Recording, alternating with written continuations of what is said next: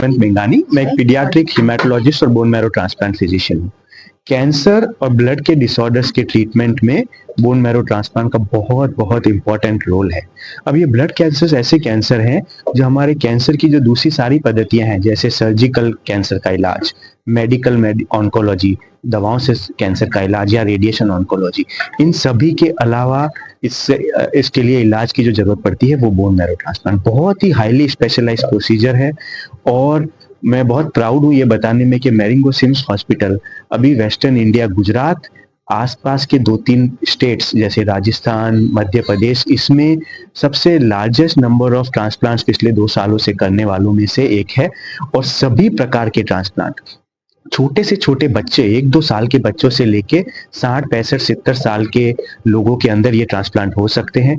खुद ही के stem cell से, घर वालों के स्टेम सेल से, सगे भाई बहन के स्टेम सेल से, अनजान किसी इंसान जो आपसे रिलेशन नहीं रखता है, ऐसे ट्रांसप्लांट, और कुछ कुछ मजबूरी के केसेस में हाफ मैच ट्रांसप्लांट, ये सभी प्रकार के चैलेंजिंग ट्रांसप्लांट। और देश में जिस तरीके के रिजल्ट मिल रहे हैं वो तो मैं चैलेंज के साथ कहूंगा ही, पर विदेश में भी जिस तरीके के रिजल्ट्स मिलते हैं इस टाइप के प्रोसीजर में, उतने अच्छे रिजल्ट्स हम बहुत ही कॉस्ट इफेक्टिव वे में कर पा रहे हैं। और इसी का प्रमाण है कि बहुत सारे विदेशी पेशेंट्स जो अफ्रीकन देशों के, कई देशों के पेशेंट्स हमारे पास आते हैं और यहाँ आके वो इस इलाज का फायदा उठाते हैं। Thank you. વર્ષનો બાબો એક્સિડન્ટમાં એક્સપાયર થઈ ગયો હતો, બ્રેનનું બ્રેન ડેડ થઈ ગયો હતો। પછી અમે ઓર્ગન ડોનેટ કર્યા બાબાના, હાર્ટ, લીવર, પેન્ક્રિયાસ, કિડની એ બધું કર્યું। પછી અમારે આ ડોક્ટર પ્રકાશ પટેલ સપનું હોસ્પિટલનો સરનામું મળ્યો। પછી અમે ત્યાં ગયા, પછી ત્યાં ડોક્ટર સાહેબે અહીંયા અમારે સલાહ આપી અને પછી આ 2 બાળકો અમારે થયા આઈએફથી। કેવું રહ્યું તમારે? હવે અમારા માટે તો પહેલા તો બહુ તકલીફદાયક હતું। પછી ડોક્ટર સાહેબને મળ્યા, અમે પ્રકાશ પટેલ સાહેબને મળ્યા, પછી એમને અમારે સલાહ આપી કે આ તમે આઈએફનું કરો। પછી ડોક્ટર સાહેબે ખૂબ જ મહેનત કરી અને એનું પરિણામ સારું આવ્યું। ભગવાને એક લીધો, 2 કરીને આપ્યા। શું કહેવા માંગશો? આવું એક્સિડન્ટ થાય છે અને બ્રેન ડેડ થાય છે તો ઓર્ગન ડોનેટ કરવું જોઈએ અને બીજાને કોઈને લાભ થાય। આપણો બાળક હવે જાય જ છે પણ કોઈનું ભલું થાય। હું ડોક્ટર પ્રકાશ પટેલ, સુકન હોસ્પિટલ અને આઈવીએફ સેન્ટર થી વર્લ્ડ આઈવીએફ ડે 25 જુલાઈ એ નિમિત્તે સુકન હોસ્પિટલ માંથી અમે એક સેલિબ્રેશન રાખેલ છે, જેમાં 100 કપલ્સ થી વધારે અમે અહીંયા સેલિબ્રેશનમાં ભેગા થયા છીએ।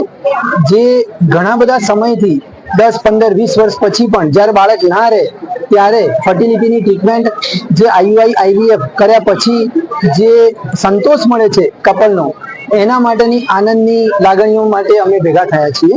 તો એ સેલિબ્રેશન થઈ રહ્યું છે। હોસ્પિટલમાં આઈયુઆઈ અને આઈવીએફ પદ્ધતિથી 5000 થી વધારે લોકોએ અમારો સંપર્ક કર્યો છે અને એમને લાભ મળેલ છે ઘણો બધો। અને અત્યારે અમે લેટેસ્ટ પદ્ધતિ જેમ કે pre implantation genetic diagnosis disease એના પર પણ કામ કરી રહ્યા છીએ। અને અત્યારે પુરુષમાં પણ જે વંધ્યત્વ બહુ જ છે, જે બીડી, સિગરેટ, તમાકુ એના કારણે થઈ રહ્યું છે, એના માટે પણ એડવાન્સ ટેકનોલોજી જેમ કે ટેસા, પેસા, ટીઝે એ પણ અમે અત્યારે અમારી હોસ્પિટલમાં અવેલેબલ છે, જે કરી રહ્યા છીએ। જનરલી આજે અમારા સેલિબ્રેશનમાં એ જ મારો મુદ્દો હતો। એમાં બાળક પ્રાપ્તિ, બાળક સંસ્કાર અને પેરેન્ટિંગ વિશે અમે બધાની વચ્ચે અમારા વિચારો રજૂ કર્યા। અને અમે જનરલી આઈવીએફ ના કરવું પડે એવો સંદેશ આપતા હોઈએ છીએ, જેના માટે ડાયટ બહુ જ જરૂરી છે। Hygienic nutritious diet, tobacco, alcohol આપણે દૂર કરીએ, લઈએ નહીં। બીડી, સિગારેટ, પોલ્યુશન, રેડિયેશન જેટલું બને એટલું ઓછું લઈએ। આપણે અત્યારે ઘણા બધા મોબાઈલનો બહુ જ ઉપયોગ કરે છે, જેનાથી રેડિયેશન અને આપણો ટાઈમ પણ એમાં બહુ જ રહે છે। એના કારણે માઇન્ડની મનોસ્થિતિને બધું ચેન્જ થાય છે। લોકો રાત્રે બહુ જ જાગતા હોય છે, જે બધા જ વસ્તુથી હોર્મોન્સ ઉપર ઇફેક્ટ પડે છે, જે હોર્મોન્સના કારણે આપણે આ ઇન્ફર્ટિલિટીનું પેદા થતી હોય છે પરિસ્થિતિ। તો એના ઉપર પણ અમે આજે અમે ડિસ્કશન કર્યું અને એ એવોઇડ કરવા માટે અમે કપલ સાથે। નામ અનિલ કુમાર પંચાલ છે અને હું ઘાટોડી અમદાવાદનો રહેવાસી છું।